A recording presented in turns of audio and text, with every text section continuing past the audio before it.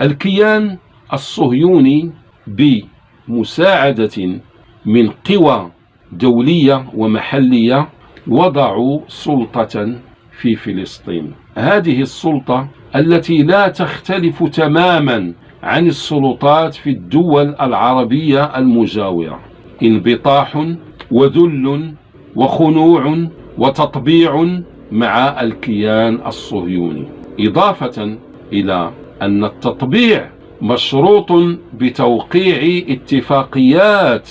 هذه الاتفاقيات هي الجحيم يا إخوان.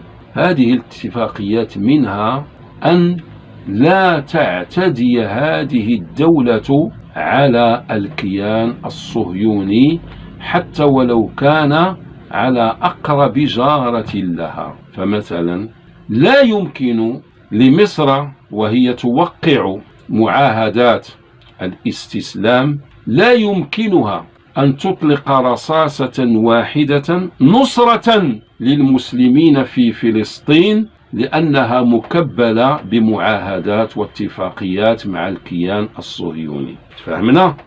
إذن الدول المجاورة عندها اتفاقات ومعاهدات مع الكيان الصهيوني، والتي من ضمنها ألا تدخل في حرب مع الكيان الصهيوني إن دخل الكيان الصهيوني مع دولة أخرى مسلمة. عارفين ايش يديروا؟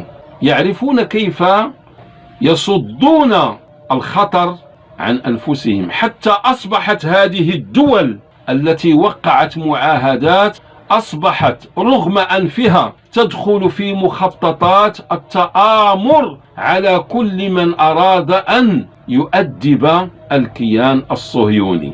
الله أكبر.